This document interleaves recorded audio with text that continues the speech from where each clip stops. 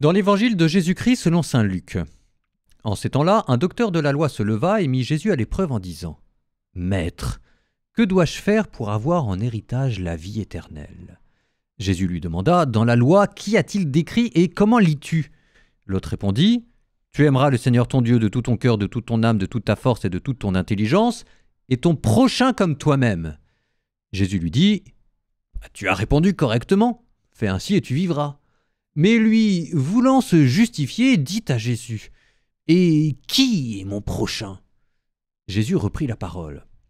Un homme descendait de Jérusalem à Jéricho, et il tomba sur des bandits. Ceux-ci, après l'avoir dépouillé et roué de coups, s'en allèrent, le laissant à moitié mort. Par hasard, un prêtre descendait par ce chemin, il le vit et passa de l'autre côté. De même, un lévite arriva à cet endroit. Il le vit et passa de l'autre côté. Mais un Samaritain qui était en route arriva près de lui. Il le vit et fut saisi de compassion.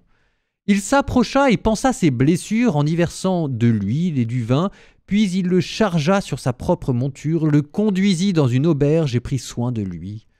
Le lendemain, il sortit 2 pièces d'argent et les donna à l'aubergiste en disant « Prends soin de lui, tout ce que tu auras dépensé en plus, je te le rendrai quand je repasserai. » Lequel des 3, à ton avis, a été le prochain de l'homme tombé aux mains des bandits ? Le docteur de la loi répondit « Celui qui a fait preuve de pitié envers lui. » Jésus lui dit « Va, et toi aussi fais de même. »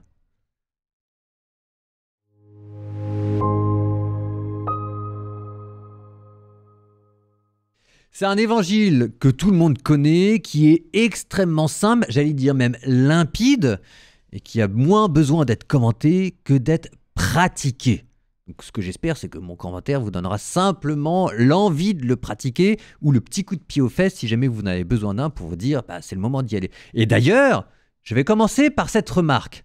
Vous voyez, il y a quelque chose d'étonnant, c'est que ça passe par un docteur de la loi, on dira un théologien qui dit « Maître, que dois-je faire pour avoir en héritage la vie éternelle ?» Ce qui est une bonne question, et Jésus lui répond. Alors, ce qui est intéressant, c'est que Jésus lui répond par une question. Alors, ce qui n'est pas une manière de botter en touche, c'est que le fait de répondre par une question oblige votre interlocuteur à donner le sous-texte de la question, l'intention secrète. Parce que c'est jamais gratuitement qu'on pose des questions.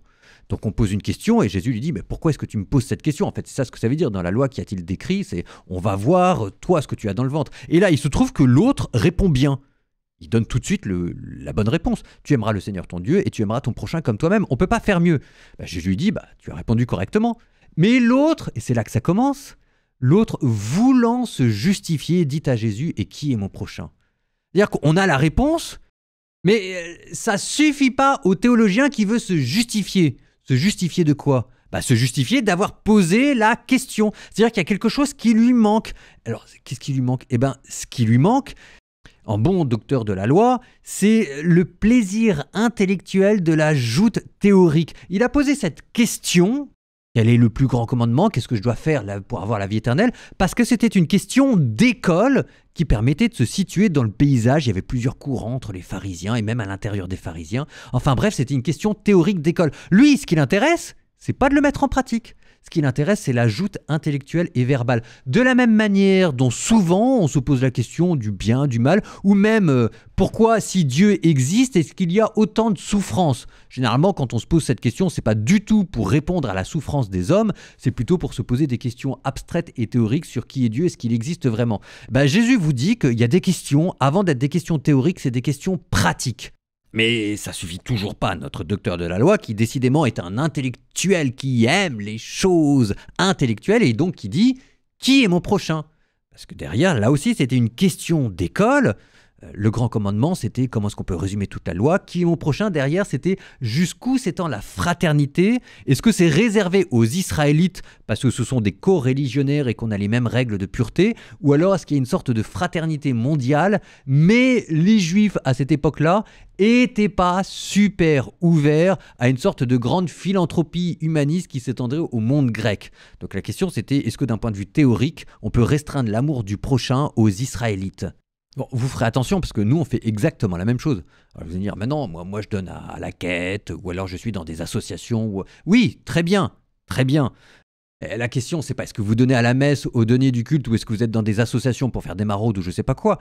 La question, c'est est-ce que vous donnez votre cœur à ceux qui ne sont pas comme vous, à ceux qui ne sont pas chrétiens, à ceux qui ne sont pas toujours vos amis. Alors, c'est là où ça devient compliqué, parce que c'est dangereux, parce qu'on n'est pas tout à fait sur les mêmes valeurs, on n'est pas tout à fait sur la même longueur d'onde, donc à la fois il faut donner son cœur, mais en même temps il faut se protéger. Mais c'est là que ça commence, l'amour du prochain.